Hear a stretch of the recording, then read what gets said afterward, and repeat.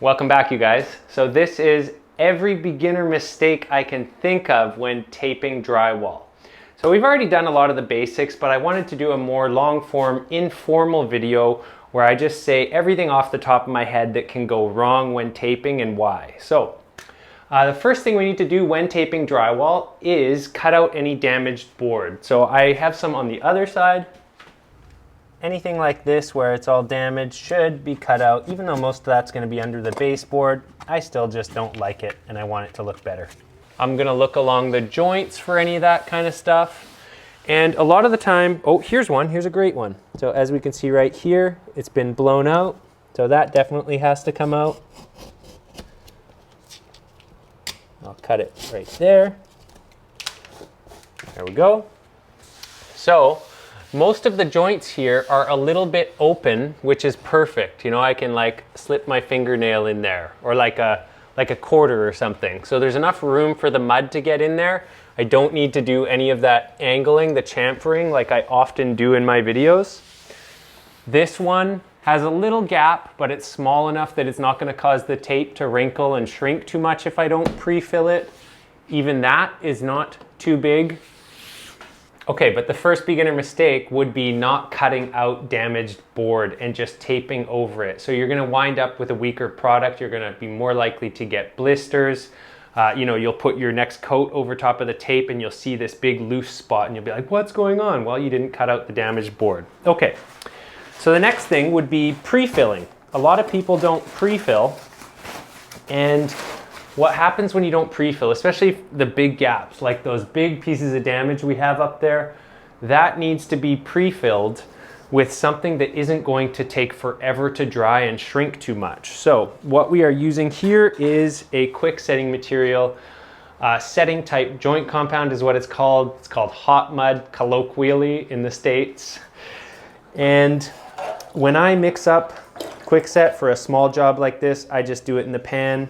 I know the egg beater comment is going to be coming. You can just make that comment all you want. I'm kind of old school. I like to carry around less tools and clean less tools. So I'm just going to do this way. So this material is a Canadian product that I've mentioned many times. Concrete fill. And I got a bit too much water there. Let's get rid of some of that. So that's pretty easy. Doesn't need to be mixed up too much. It's just going to get slammed into those joints soon enough. I just need no dry clumps because it's going to get mixed as I work with it, which is why I don't get fussed and need egg beaters and stuff. Like, basically, that's now done.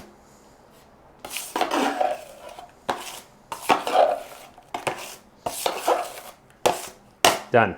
Okay, so let's get to that beginner mistake and why it would be a problem to not pre-fill this with quickset. So it's such a big gap that if you use air drying mud, which takes time to dry, it's not going to be dry underneath your tape and it's going to shrink too much.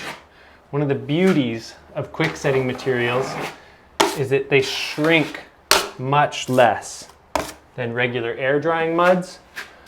So anything bigger than a quarter-inch or so I'm pre-filling today. I'm going to be hand taping, so it's not as critical that I get everything super pre-filled.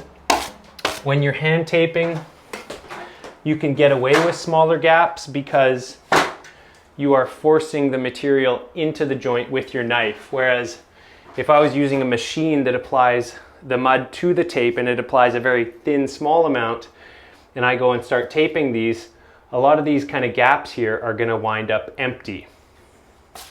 Okay, so we got another beginner mistake about to come up right here, and that would be not pre-filling joints when you get one that is a beveled joint.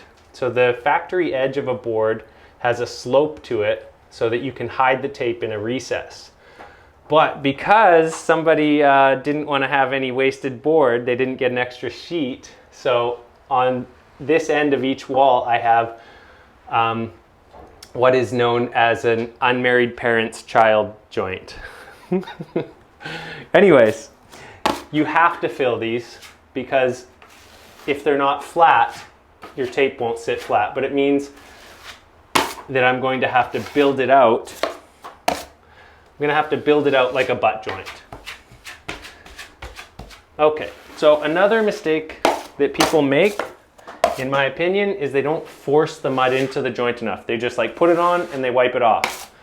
So even though it looks full, I haven't pushed the mud into the deepest parts of the joint. So that's why I do this motion. If you've ever grouted tiles, it's the same general process. When you're grouting tiles, you're like one push this way, one push that way, one push this way, one push that way. So that's why it looks a little slower when I'm doing the pre-fill. But that's why I do it, because I'm forcing the mud into the deepest part of the joint. Okay, so another beginner mistake when pre-filling would be not leaving it all flat. Right here we got kind of a built-up edge. I don't know if the camera's picking it up, but I didn't see that as I was taping or filling. That's got to be gone. See all that material? That would have been building out my tape. So that would be another beginner mistake, is not leaving your pre-fill as flat as possible.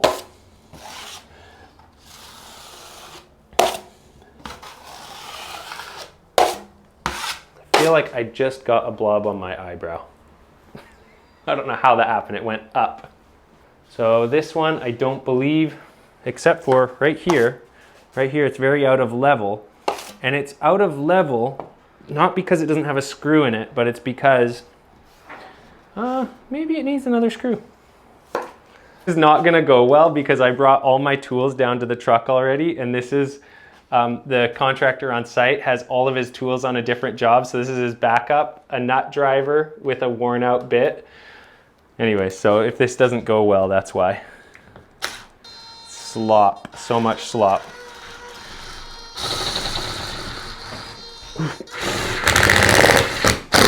Okay, we tried. It's not getting sucked in. That's probably from the tabs from this electrical plate. For whatever reason, this one is, this one isn't. But there's about a 1/8 inch unevenness right here.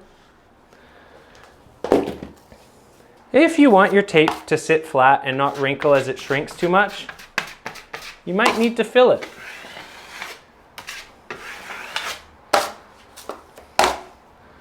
I hate doing this to a flat joint. A flat joint, by the way, is the recess joint. But it looks like this one's going to be built out like a butt joint.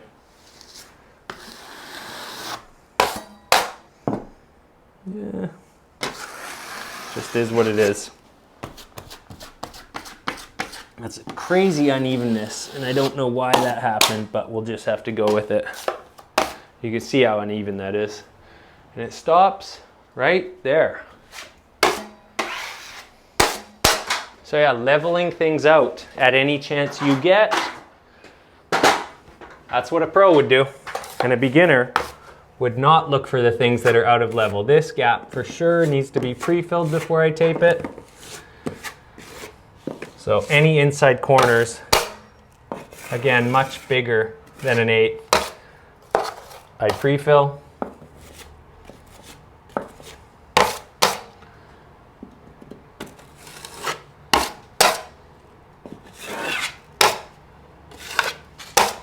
Okay, let's check out the other side of this wall.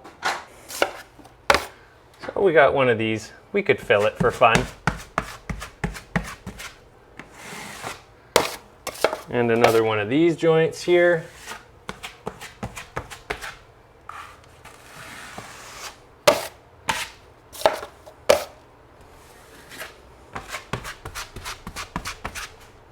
The prep work is the most important part of the job. So skipping that, definitely big mistake. Painting is the same thing. People think that, you know, painting shouldn't tape very long. Anybody and their uncle can do it. Everyone's got an uncle who thinks they're a painter, or that brother-in-law who will do it for cheaper. But any good painter knows that prep work is the biggest part of the job. And drywall is pretty similar. Your foundation, what you lay your tape on, determines how long that job is going to last. So we got 2 unnecessary butt joints here, but I can float those out faster than we could go get more drywall. I'm walking on my lunch. The only other part that I would say needs a little bit of pre-fill, I could have gotten away with it, but whatever, we'll just do it. Okay.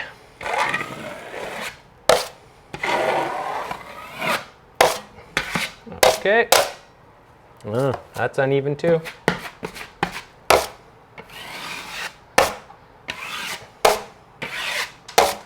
Okay. So that's about it for pre-fill. We've got to wait for this to set up, which is going to be in about 45 minutes, and then we'll start taping it. Okay, back to it after a little break. The mud's set up. And speaking of mud, I would say a very common mistake is using the wrong kind of mud. So right here I have, it's actually all-purpose heavyweight. It's some US mud that I haven't used up yet. I actually like our Canadian taping muds better than this stuff because it stays slicker on the wall when you're wiping it out. So what I have noticed is that an all-purpose heavyweight, it tends to kind of dry out more on the wall. So when you wipe it out, you're not able to wipe out as much from out under the tape if it sits there for a long time. But that's not going to be a big problem. So using the right mud, an all-purpose heavyweight is a good option. The all-purpose light muds, I don't know exactly what the difference is. They're not as hard and they don't appear to have as much adhesive in them as a taping mud or an all-purpose heavyweight. Excuse me. And I'm losing my train of thought, so why don't we tape something and maybe I can regain it. Okay, mud consistency. That would be another thing. So mixing your mud. My mud is already mixed and this is probably too thin to tape with because the last time I was using it, I was using auto tools to tape. We're gonna tape everything by hand, the slow old-fashioned way, so that I can really get in depth about it. But yeah, mud consistency. So this is pretty thin. It's gonna make some mess. I'm definitely gonna get some blobs on the floor. For hand taping, I would have it a little bit thicker than this. But a big beginner mistake is not mixing the mud or not adding water. So I'm gonna have to move quick here. We're gonna do a side swipe over top of this. So taping sequence is another one. We start with the butt joints. I've got, you know, a little less than an 1/8 inch of mud there. So butt joints is the first thing you do in a taping sequence. I'll often just kind of hold the edge like this. And I'm not wiping it all out yet. So that's key, is there's still gonna be some mud underneath this tape. I started in this direction to pull it away from the wall. So it's, as you can see, just right there on the edge. It still isn't wiped out enough. Okay, that's pretty good. The edges, I usually just give a quick wipe like that.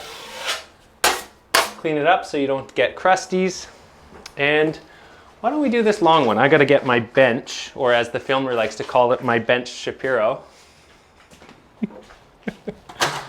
He's pretty short, it fits.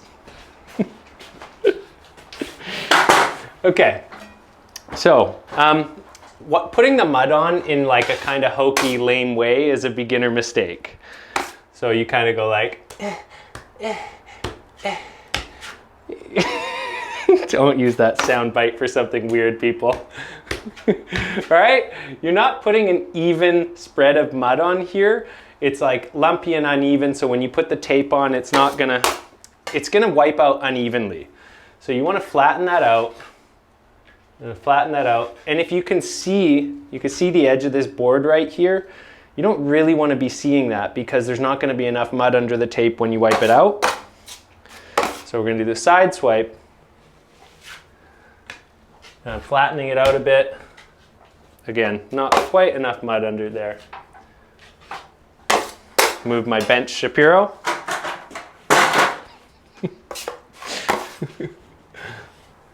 Angry little bench. I'm sorry, I don't know anything about him personally.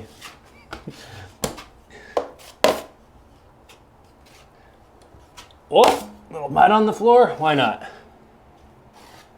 So this joint should be a flat joint if the person who ordered the drywall decided to get enough drywall, but the reason he did this is so that he didn't have to take away a whole bunch of half sheets and throw them in the dump. So even though I got some what appear to be unnecessary butt joints going on, we have actually a lot less wasted drywall. Okay, so another beginner mistake would be not wiping from the center of the tape. So you start right here, it's all gonna wrinkle up on you by the time you get here, and you're never gonna get that wiped out properly. So I started at the middle and I worked my way out. As you can see, that's an important one. So when I do this, I don't push too hard or I'm gonna push all the mud out. I'm just sort of laying the tape flat. There we go. That's looking good. Okay, on our next tape, I got another mistake that I just remembered.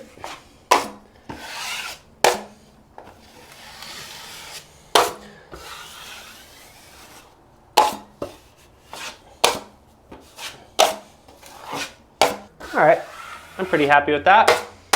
Okay, next joint. So putting the tape on the wrong side of the wall would be a really common beginner mistake. This stuff isn't totally set up yet, I don't think. No, it's pretty soft up there, so I gotta be careful. It was just firmed up enough because it pulled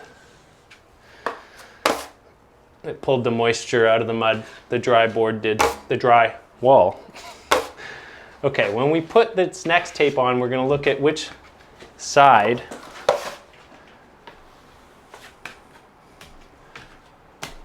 so I try not to get too much mud into these boxes if I can avoid it. The electricians don't really like that.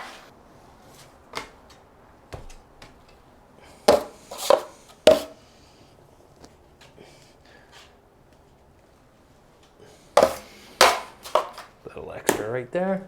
Yeah, if my mud was a bit thicker, I would actually be able to get a longer spread, but I have to pull the knife away sooner because I'm at risk of losing control of it and slopping it everywhere all the time.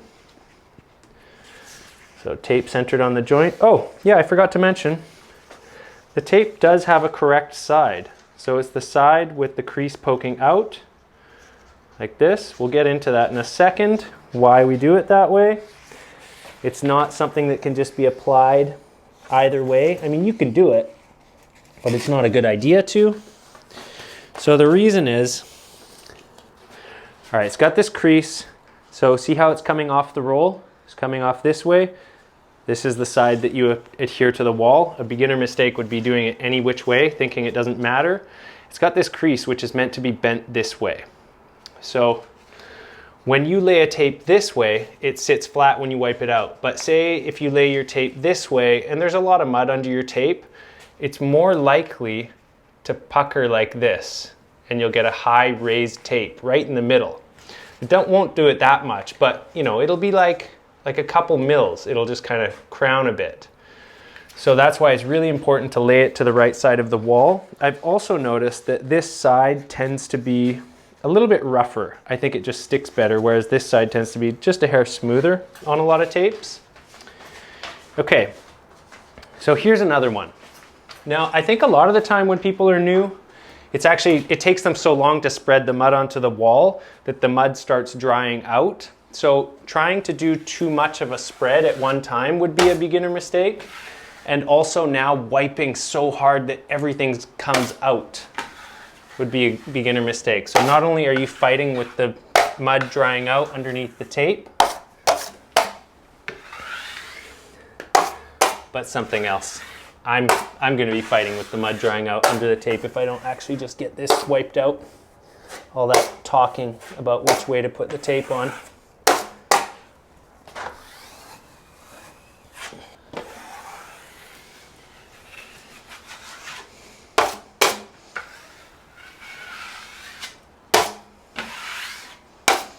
And it's that weird all-purpose that's kind of doing that drying out thing. Here's a good example of it.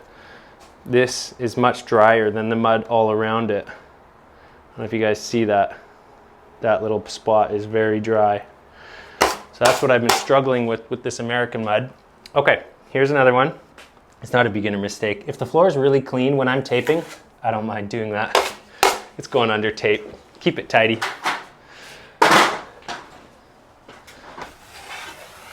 Yeah, I have found that this mud, if I'm not fast enough, it does dry out under the tape compared to a good taping mud.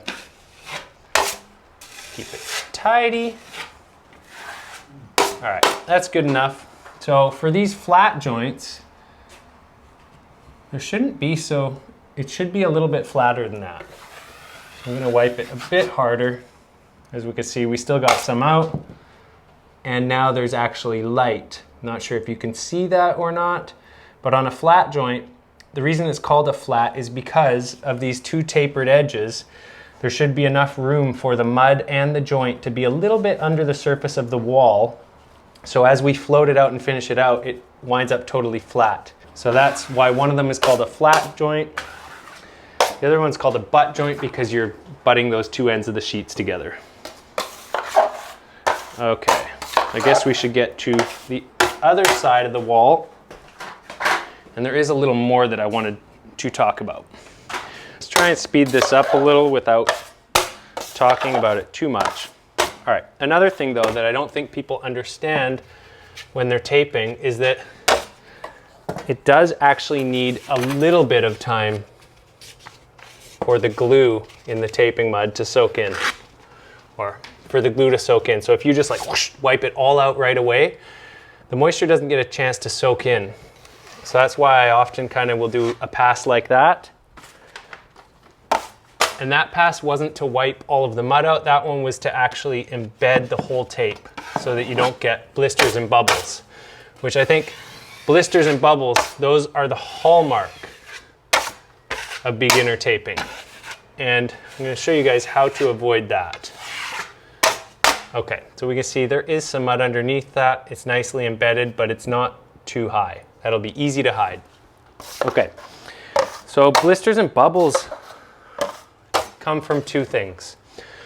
One of them is moving too slow and the mud drying out underneath, and maybe not using mud that is thinned down enough so that moisture can't get into the tape. No, it's not from not dunking your tape in a bucket of water. Please watch the video I made about that. I've debunked that twice. It's not because you didn't dunk the tape in a bucket of water. It is because the mud hasn't had a chance to saturate the tape. So if it sits on the wall way too long before you put that tape on, well, the drywall sucks all the moisture out, and then you're basically putting a piece of dry tape on top of dry mud, and you're gonna get blisters. And the other one that happens that I don't think is as common is people just don't spread the mud evenly. So you notice that I'm always trying to have, you know, like a couple mils of mud everywhere, as opposed to like a couple mils here, a quarter inch there. Right, I want a uniform thickness. I want a uniform thickness on here. So that it's all roughly at the same stage. It's all drying out at more or less the same stage. And so because I started applying the mud, sometimes I'll also look for where's the center of the joint. Oh, it's right there. Because that would be another beginner mistake, is your joint's not actually being centered. Your tape not being centered on the joint. We go down to the bottom, we know it's right there. But because I started applying the mud at the top, I'm gonna start wiping out in this direction. Because if I went the other direction, well, then this mud up here, by the time I finally got back to it, would be much more dry.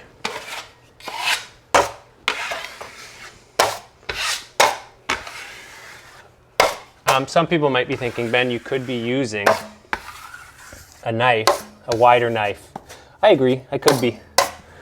I don't like applying it, and I don't like wiping the 8-inch knife out as much. So you notice I started from there and I did wipe in this direction. I wasn't wiping to take the mud out, otherwise I would have created a huge wrinkle. I was just embedding. So now I'm actually pulling the mud out.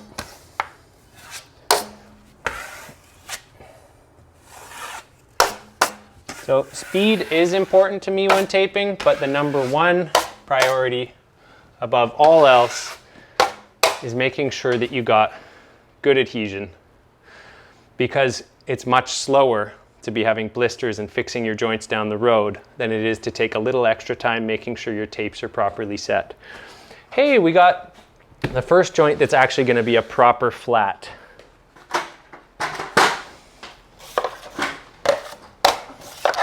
So another thing that people don't know is that as you work with it, the wall's pulling moisture out of the mud. This is now actually, finally, at a pretty good consistency for hand taping. I think we should move that light.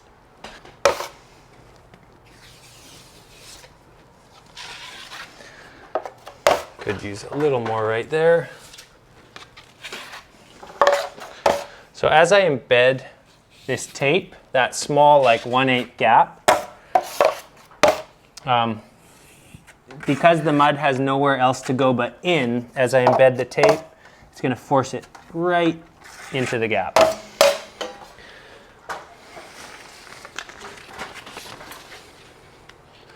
So I still have these lines up top, and that's from when I was hanging the board. I was marking out the stud. It's proven quite useful for laying the tape.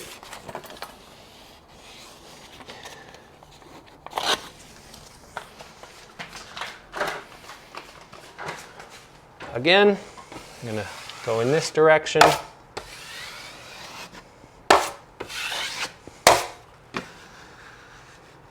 Don't push too hard there, or you'll take it all out, like I mentioned earlier. So that little sideways wipe kind of forces the mud under the edges so that I'm not going to get a dry edge.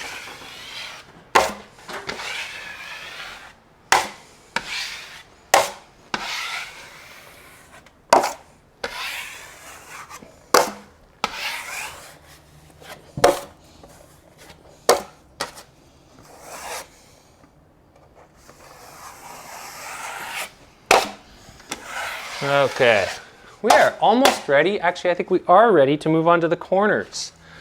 I love corners, but you should always check when you're done, again, to make sure that it's actually flat. That's pretty close. Oh, this is 3/8 board. It doesn't have a deep bevel. That's why. It'll be good enough. Okay, taping corners, you guys. So I actually like the mud thinner for corners. I switched from a 6-inch knife to a 4-inch knife, but I think the mud's still too thin, and it's gonna kind of slow me down. It's gonna slow me down when it comes to applying it, kind of like this plug.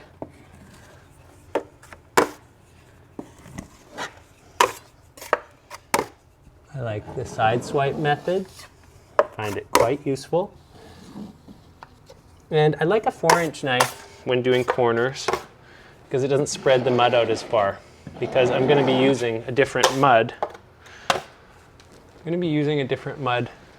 Whoa, see, I'm always chasing that drop the wetter the mud is.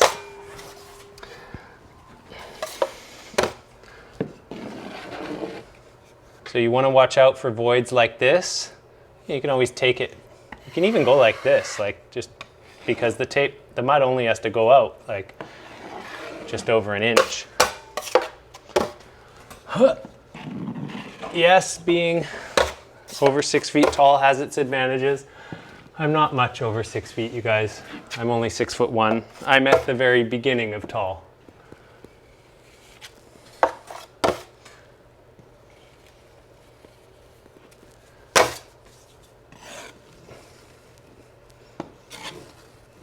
So I'd say a beginner mistake is pulling the mud out. So once you've got it spread on one side and you're applying the mud to the other side, pulling it out like that.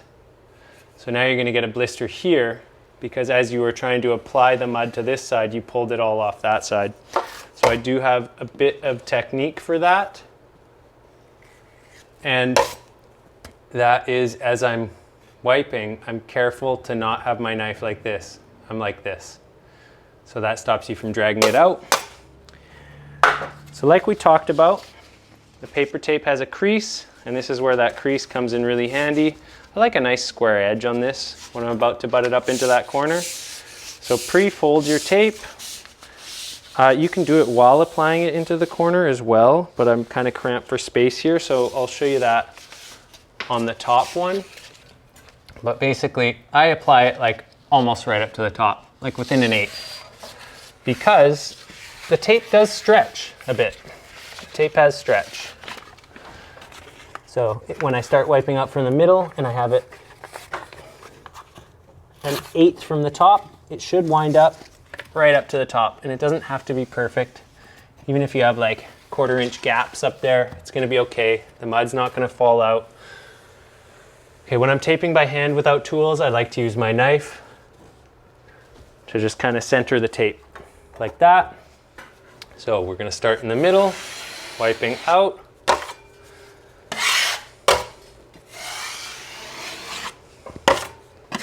Keep those edges feathered.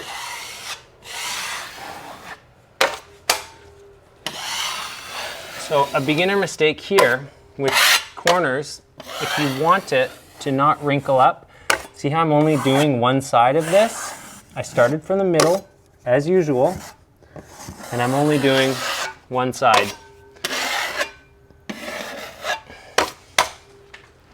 And now I could go all the way to the top to continue that because it will help it not wrinkle. So now I'm just pressing gently to embed it first and then wiping the mud out. If you push gently like this, you won't wrinkle the tape. So now we will do this side. And just to illustrate, if I'm careful as I do this, I can wipe in the other direction from the top. But it's not something that's easy, and I do have a little wrinkle right there if you guys can see that. So let's try and get rid of that. There we go. Feather those edges. Keep it clean and tidy.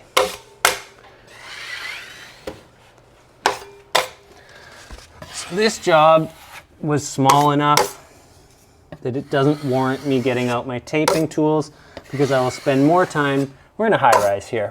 I'll spend more time bringing them up to this job and then cleaning them after. It's not worth it. Okay. So how much tape do I have on here? I got to change the tape on my roll. I have just enough to do what I'm going to do here. So when hand taping corners, when hand taping a corner, I don't find it necessary to do, like say this ceiling one. I could move my bench and I could do this whole thing as one stretch, but I don't find that necessary. So I'm going to do it in 2 pieces just to keep things simple so that I don't have to move my bench like 4 times to get this one corner done. So that needs a bit more mud, a little bit on the corner of my blade. I'm just going to gently add it slowly to even it out. And this has some spots that look like they could use a little flattening out. Okay, so get our tape like this. It doesn't need a nice square end because it's just ending right here. Oh, how long is it? Okay, there's the end of it. I have to change it in just a second here. Got a nice square end almost. Okay. Fold it. This might even be longer than I spread the mud. I'm going to tuck that right into the corner. Yeah, we'll tear it off. Right there, because that's as much mud as we added. Okay. Center your tape. And because it's quite tucked up against the end there, I'm going to start wiping this way. That's going to drag it out a little bit so that it doesn't bunch up in the corner. right there. And now I'm going to go this way, and careful that I don't pull up my other tape. Gently wipe that. Clean up the mud. And there we go. I love the way a hand taped corner looks. It's so tidy. The tapes get so crisp. I like the tools better. I do like the tools better. They're faster, kind of fun in their own way. But a nicely hand taped job does look good. Okay, tape roll. Let's get that cleaned up a little. And I like to put it on here. The tape spool is essential for hand taping. Some of the times that I think hand taping is good is like, say if you're doing a large job like on your house, but you're DIY and you're chipping away at it, I think hand taping is a good option. You know, you go in, you put a couple, like 1-2 hours in a night. You're not cleaning tools all the time. You can just do a nice, tidy job. Let's move the light. You can then do a nice, tidy job at a leisurely pace. There's something to be said for a well hand-taped job. It does have a place. I'm gonna go a couple inches past this one. Also, when you're doing small jobs, like say you're using Quickset, knowing how to hand tape well is what separates a really good tradesman from a bad one. Because if you can master taping by hand with ready mixed muds, then you can take these same techniques and you can do it with Quickset and really up your game. It's very valuable because taping with Quickset is harder. It has less adhesion than regular mud, like than air drying mud. I don't like that empty spot right there. It has less adhesion and is a little more finicky. So you need to be on your A game if you're hand taping with hot muds and paper tape. I do think it's possible. Some people say you can't use paper tape and hot muds. BS. I've been doing it for years, and no, I'm not just that old guy that's like, I've been doing it this way for 30 years and doing it wrong for 30 years. Like, no, if you know how to tape properly, you can get really good results taping with Quicksets, especially if you know your brands. Some brands have better adhesion than others. Some of them I don't have to add glue, and I get great results every time. What's going on here? Is there enough mud under there? Yes. Some Quicksets, I've never had to add glue and I've never had a problem. There's other Quicksets, I add glue all the time. And I mean, I could tell you the brands, but the problem is the brands are regional. So what I'm using isn't going to be what you're using. Like, just to give you an example, CertainTeed muds, CertainTeed Pro Rock Quicksets, always add glue. They're garbage without it. The CGC muds, CBC, the CGC Quicksets, garbage without it. But none of that helps the American audience because you guys don't have those same products, and I'm not actually super familiar with all your hot muds. Okay, we got some little tapes to do here. Little tapes. We got one corner tape and one flat tape. Oh, that's not even set up yet. The really thick stuff, it's been like only 45 minutes it's been about an hour. Some of that's not set up yet. I don't even remember what I was talking about now. CGC. Yeah. Well, all I'm saying is, like, I can tell you about the brands, but it's not necessarily helpful unless you live in this area. So, Hamilton muds. That's my favorite Quickset. The Hamilton 20, 45, and 90, and 5 minute. You can get so much done with those. and I've never had a problem with them. So that's what I always use. So I tuck that right up to the end so that any of those gaps, the mud isn't able to fall out down the road. We've got some tape on here to protect this thing so it doesn't get mud covered all over it, and it doesn't get damaged when I'm sanding. So I've gone pretty much right up to the edge here. That'll get built out through the finishing process. Oh, got a little bit of mud there. It's okay, it wipes off.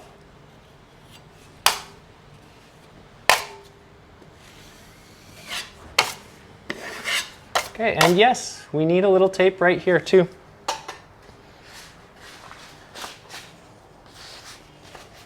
So how I'm going to do that, I'll just put that right there. We'll put our knife right here, and it's going to be about a 1/4 inch short. So there's a few ways to do this. One way is we can just put a little bit of mud on it like that. Tuck that up there and hold it in place while you do that, because it's gonna, a tiny little tape like this just gets dragged around. Oh, a little mud under there because that's getting knocked loose.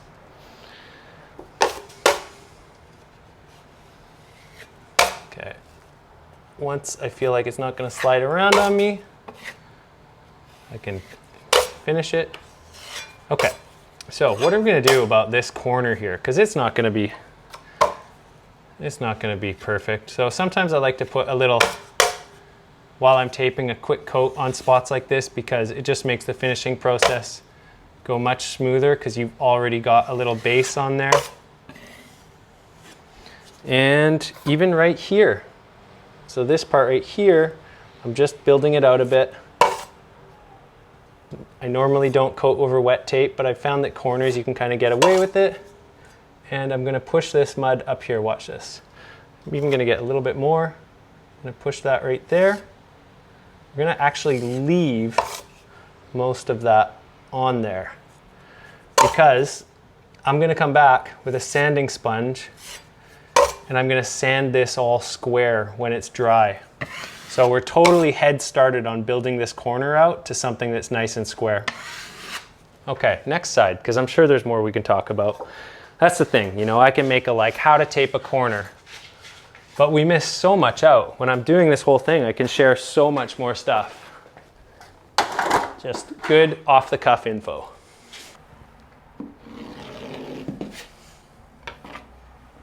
So yes, we have the baseboard on here. It's gonna be okay. It'll get built out a little bit. It's not the end of the world.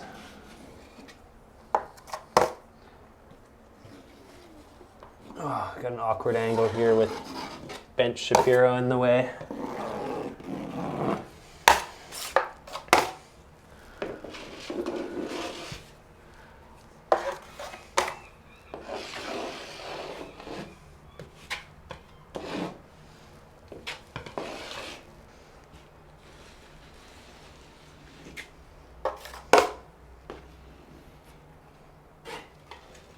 Yeah, corners are kind of the hardest to master at first, and I do actually have a little tip that I forgot.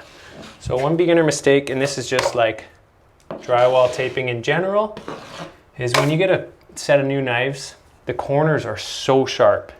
Not just these, but also these. So I take some sandpaper, I sand it across here, and I give those like a tiny little like 1 millimeter round over, and that stops you from like cutting into and dragging the tape. It stops you from tearing the tape. It just makes your knife operate better.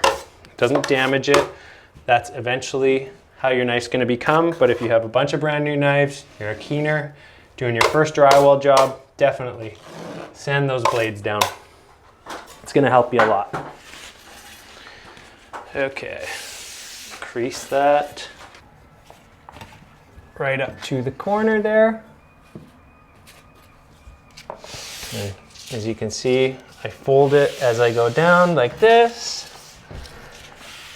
And yeah, So when I get right down here, I butt that up to there. Looks like it doesn't have to go exactly up to it. I'd say that's a bit too long. It was touching it. It could be, you know, what do we have? About a 1/4 inch there? That's going to be okay. We'll set the tape. So you don't want to push too hard. If you have a big gap, you could easily push this right into the gap, which wouldn't be helpful. But you shouldn't have a gap because you pre-filled. Yeah. Well, you know, sometimes. The filmer, you probably couldn't hear him. He said, but you shouldn't have a gap because you pre-filled.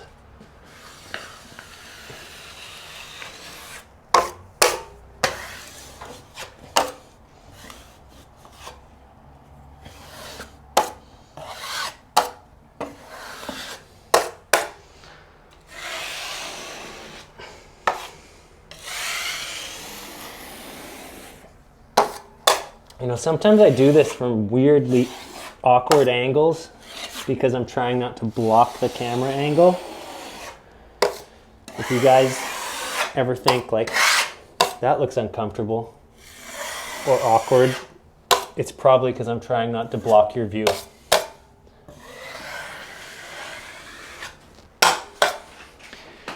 All right, bench.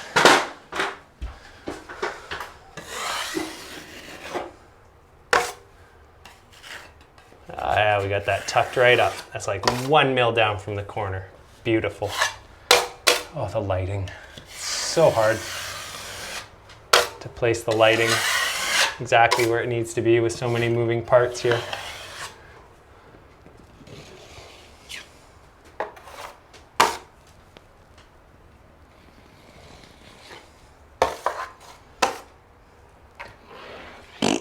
So I often don't go that way because it spreads out much further than the side swipe. That's kind of why I don't do it.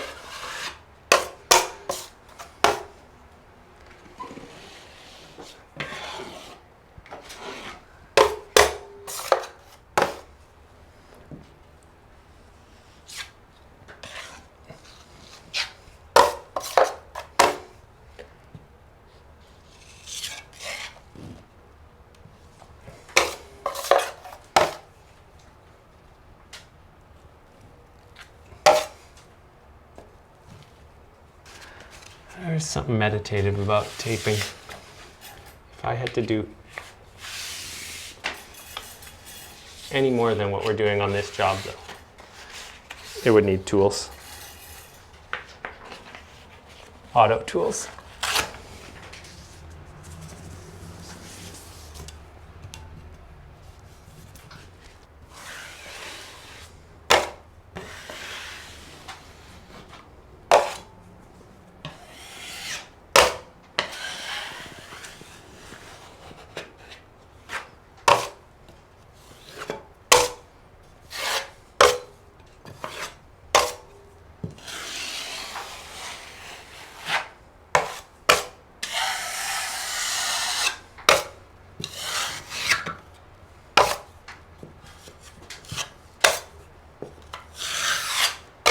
See that? I just moved my pan out of the way of the light for you. I didn't talk about the taping sequence anymore, but yeah.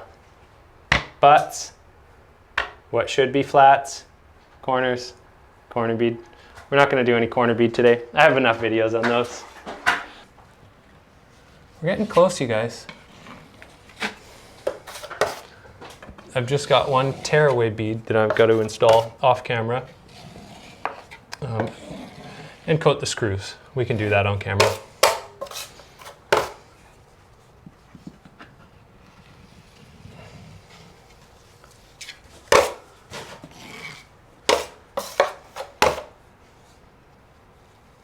Yeah, actually, I like hand taping, but it is so painfully slow compared to the other methods, which I'm sure there's been some heroes in the comments talking about that, but I think what like people miss is I'm not necessarily making videos to teach you how to be the fastest taper in the West. It's not me. I'm teaching you guys how to do your best work, either for, you know, customers in remodels, because that's what I've worked on mostly, Oh, that one's too long. We'll just put a little more here and drag it a bit further. Right there. I'm teaching you guys how to expand your skill set or get that taping job done on your own to increase the sweat equity in your house. That's my goal. I'm just sharing the knowledge that I've picked up over the years doing this.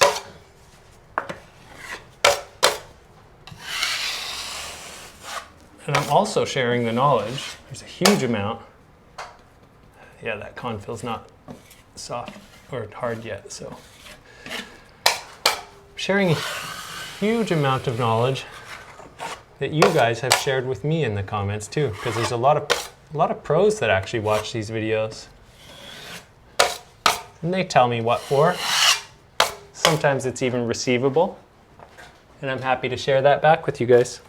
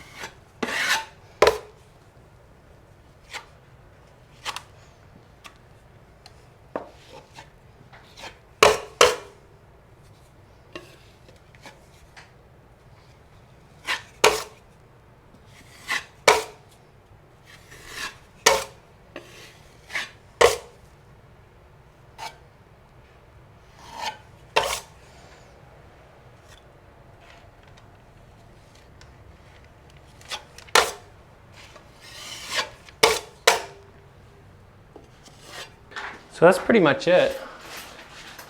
The next stage is while you have, your taping mud or your hot mud with glue or your all-purpose heavyweight, or it could even be all-purpose light if you really know what you're doing. Next, time to fill those screws. Okay, one like this. There's a technique to it. If I just fill this like this, well, that's always going to be a blister. Or not a blister, but like loose, fluffy paper. So what I do is after I put mud on it, I take the heel of my knife, give it not a hard one. You don't want to go so hard that you crush the board, but just enough that you indent it a little. So the combination of doing the mud first helps glue everything in. So yeah, that's my favorite method to do missed screws, is I'll put a bit of mud on it, go like this, because now it's getting glued in. I don't think I have too many more misses that I can show you. I'd like to show you one more if I have one. Not on this wall. Let's just get these screws done. So you can do them in a row. There is something to be aware of when coating screws. Let's trade spots. So let's try and get up close. When you fill a screw, you got to go in one direction and then back the other, because that X in there, the Phillips slot, it'll create a bubble if we try and go the same direction both times. So it didn't do it that time, but let's just do it until it's under there. I know it is. know it needs one more wipe that way and one more wipe that way. So I'm trying to make it do it. I can't make it do it on camera, but it'll leave an air pocket in there that when you come sand it finally, you'll see a little hollow spot. So that's why you go one direction, back the other way. It forces the mud in one side, back in the other, and you don't have a little pocket.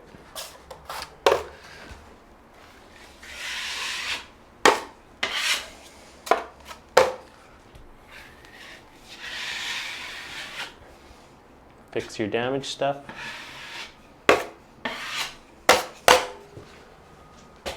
And that's about it. These ones here next to the rough opening, those are pretty close. If it's a small trim, it might not cover.